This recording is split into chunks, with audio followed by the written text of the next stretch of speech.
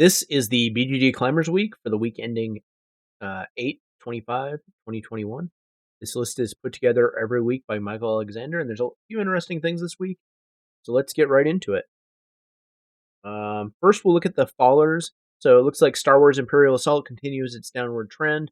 It's probably peaked, and especially with the new Descent Legends in the Dark game that came out, I don't think this is going to continue. It's likely to continue falling. Tiny Towns, which was a very warmly receptive game, also has probably peaked and is starting to decline. The Crew, which has its sequel already out, and I will note that if you haven't played this game, you definitely need to play it. I would say it's the only trick-taking game I like, which is something to be said. And Mansions of Madness has probably peaked as well. This one has had a lot of staying power. I mean, I think it's a very good game. I think the app integration is good. It's really thematic, and that's pretty clever, which in my opinion is best played in the app. I feel like all the symbols and stuff are not I don't know. I just haven't had as much fun playing this in person. I actually trade away my copy because of that. So let's look at the ones that are sub 10 climbers that we've kind of been looking at. So Imperium Classics is doing well. It's actually picking up a little bit. I feel like maybe it's found its core audience. Summoners Wars 2nd Edition continues to do well. So well, in fact, that I'm really considering trying to get a copy of this. I just don't play that many two-player, like, really intense games, and I feel like if I'm going to do that, I'm going to play, like, War of the Ring, I'm going to play Star Wars Rebellion, I'm going to play something like that. Maybe not a lighter game like Summoner Wars. The Brew, it's doing okay. This one definitely doesn't look like it's going to hit the top 100 or probably the top 250. It's just not starting out strong enough, I don't think. Even though it looks, I really like the graphics design on this. I think whoever did this should be doing some more games. Coffee Traders continues to do pretty well. I think it's getting a definitely a strong reception. The artwork on this, the graphics design, and the production looks amazing. I think it looks phenomenal. Company of Heroes, so we haven't seen this one in a number of weeks, but it is still strong. This is kind of a game. I mean, after I saw the production on this, I was like, I kind of wish I knew this game existed when you could back it. I don't know if there's going to be a retail version of this, but I highly doubt it's going to be the same production value as Kickstarter.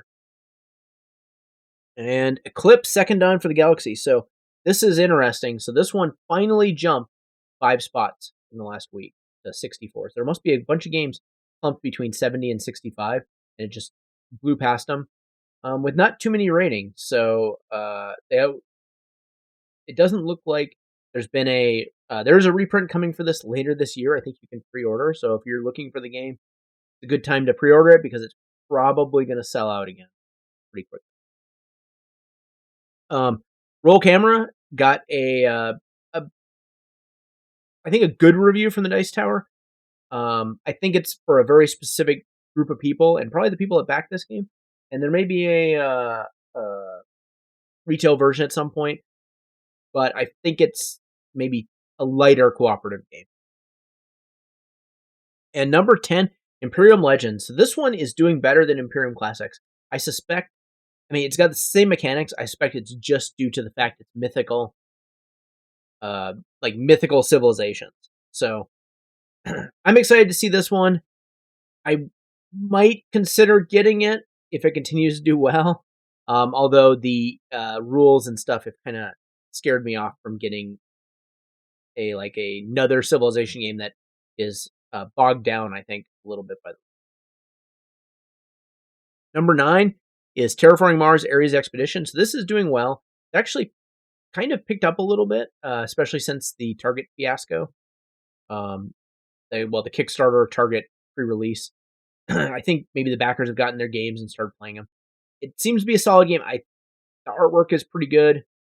I think that for most Terraforming Mars fans, it's probably not the same. Although I've heard some house rules are making it better, which seems to be the case with even Terraforming Mars. I think there's some house rules that maybe improve on it. So we'll see.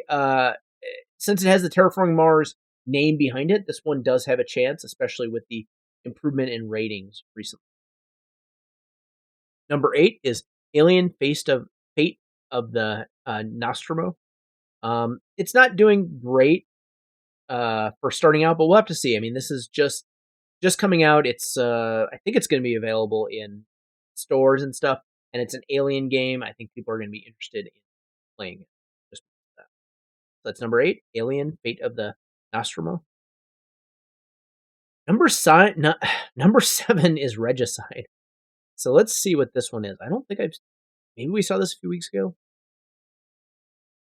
Work together as brave adventurers to defeat the corrupted monarchy. Challenging cooperative card game. So this is interesting. So this is a Kickstarter, 54 card game design. So this must have been a part of some contest where they created this game, and it looks like they created it maybe out of deck of cards. Yeah, just out of a regular deck of cards. And it ended up getting, making it to Kickstarter and getting published, which is a really impressive feat. It's fairly lightweight. You work together to defeat some enemies. It looks like there's some dice. The artwork looks, I think, cool. Communication limits, which seems to be ever since Hanabi, I think, came out, it's really been a central to a lot of these lighter cooperative games, is that there's some limitation. I guess code names also. So we'll see. I don't know. These lighter cooperative games can do well. Like you see with, I think, Cruise, not a super heavy game, did extremely well. Pandemic did extremely well. So I think that this is an area where we can see, and Codenames did really well, obviously, where we can see these games pick up. I think a lighter cooperative game may do better on BGG than like a light competitive. So that is number 7, Regicide. Number 6, Lost Cities Roll and Write. So this is something I was interested in. This is the roll and write game for Lost Cities. It is not 2 players like the original Lost Cities. It is, I guess, more like the board game where you play 2 to 5 players. I don't know if it's limited at that. That's just what they say. It's hard to. I haven't actually read about how you play it. Doesn't look too amazing in terms of graphics design. It seems like a lighter weight roll and write game. I'm not even a big fan. I'm actually not a big fan of these wooden dice with stuff painted on them. I didn't like the quality of the dice in what is that? La Granja roll and write. I have a feeling I'm not going to like the quality of these dice either. But it is cheap. It's only $11 at Miniature Market right now. So, even though it's from Reiner Knizia, I don't think it's going to do very well, just because there's very few roll and writes that have done that made it. Maybe Cartographers made it on the top 100, maybe Welcome to, but even Gonshan Clever, I think that stayed out of the top 100. So it's very unlikely that a roll and write in the top 100. And on top of that, it's a very light roll and write. So I don't think we'll be seeing that on there. And the rating is not doing so great to start out with. And these are probably the most diehard Lost Cities fans picking this up. That's number 6, Lost Cities Roll and Write.